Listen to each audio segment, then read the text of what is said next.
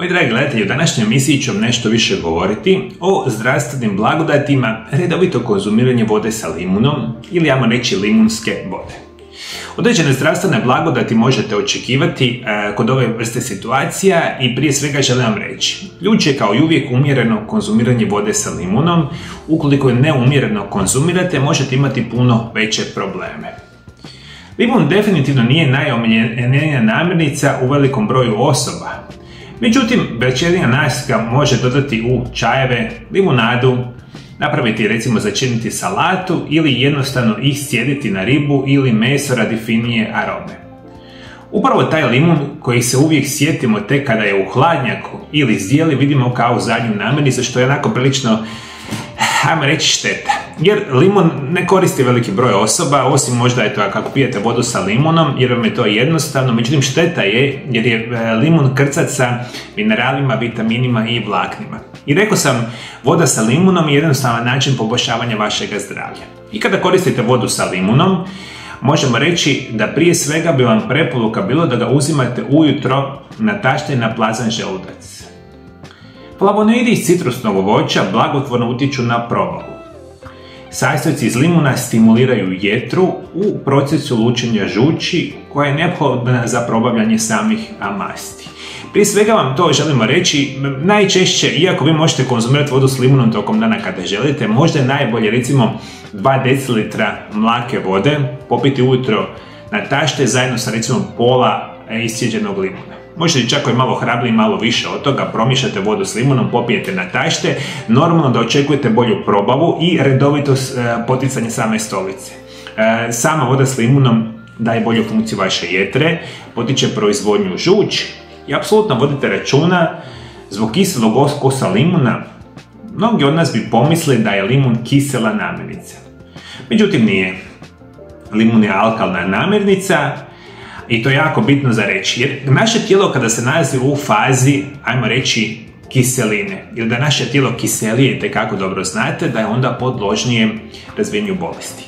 Limun, kad ga unesete u tijelo, pretvara se zapravo u alkalni dio i smanjuje onu kiselost u organizmu, što ona ima određene vrste zdravstvenih blagodati. Voda s limunom je izvrstan recept za rješavanje problema sa zatvorom, upravo zbog toga što stimulira crijeva, hidratizira ih i pomaže izbašivanju stolice. Obavljanje nužde bi nakon ispijanja ovog napitka trebalo biti olakšano, a probavni sustav bi trebao raditi sa manjim naporom. Vitamin C obiluje zapravo sami limun obiluje sa vitaminom C.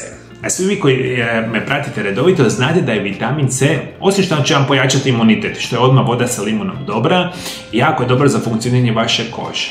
I redovito uzimajući namirnice bogate vitaminom C, kao što je recimo voda sa limunom, očekujete bolju funkciju vaše kože, manje rizik od nastanka samih bora, čak potencijalno na duži vremenski period smanjujete rizik od nastanka onih prekomjernih znakova starenja. Ali generalno vitamin C potiče proizvodnju kolagena, potiče proizvodnju keratina, sastavnih dijelova vaše kože i ovo je dobro upravo iste situacije.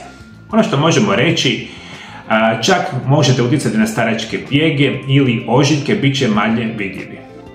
Voda s limunom pomaže čak i u borbi protiv akne. Ono što možemo reći, vitamin C osnažuje obrambenu sposobnost organizma protiv virusa i bakterija. Limun sadrži kalij koji kontrolira krvni tlak, a osim toga djeluje protuupalno. Limun je doista izvrstan izbor kada su u pitanju bolesti dišnog sustava poput astme.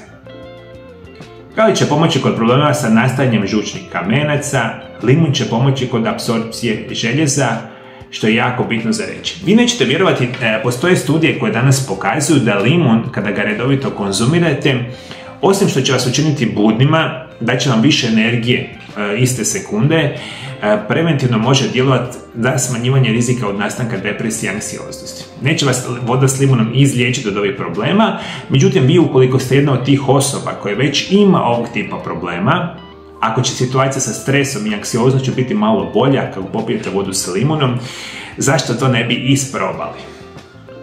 Voda sa limunom je izvrstan lijek protiv mučnine i povraćanja, a limun stimulira probavu masti, što blagotvorno utječe na smanjenje tjelesne težine. Sok od limuna sadrži pektine, polisaharide koji smanjuju želju za hranu.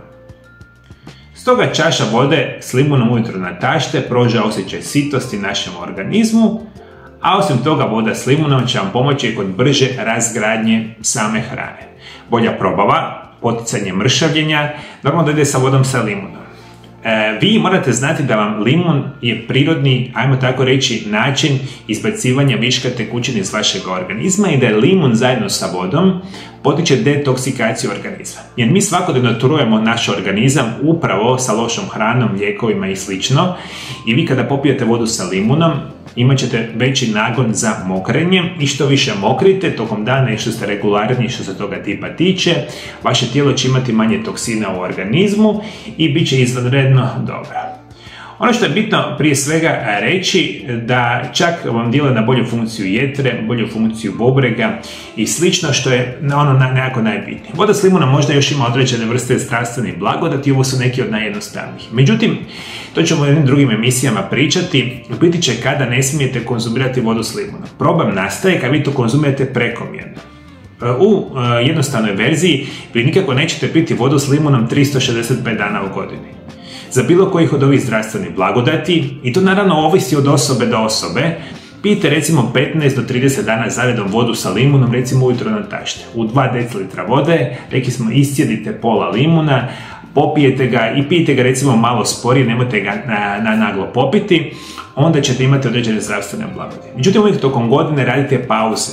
Ako ste 15 dana pili, 15 dana napravite pauze i slično, i ovo je jedan od jednostavnih načina poboljšavanja vašega zdravlja. Ukoliko želite da vas ja osobno liječim od vaših bolesti i oboljenja, postoje 2 načina kako to možete napraviti. Prvi način je da nazovete na ove brojeve telefona, koje trenutačno vidite na ekranu, i dogovorite termine liječenja u mojoj ordinaciji. U mojoj ordinaciji kombiniramo najmodernije medicinske metode fizikalne terapije i rehabilitacije za liječenje vaših bolesti i oboljenja sa mojim specijalnim programima prirodnih liječenja. Drugi način kako vam mogu pomoći je, ukoliko ne možete doći u moju ordinaciju, možemo napraviti telefonske privatne konzultacije. One se naručuju na iste brojeve telefona i onda ja osobno u odnosu na vaše bolesti i oboljenja napravim specijalan program prirodnog liječenja koji će dati vama najbolju šansu prirodnog i sigurnog uklanjanja svih vaših tegoba.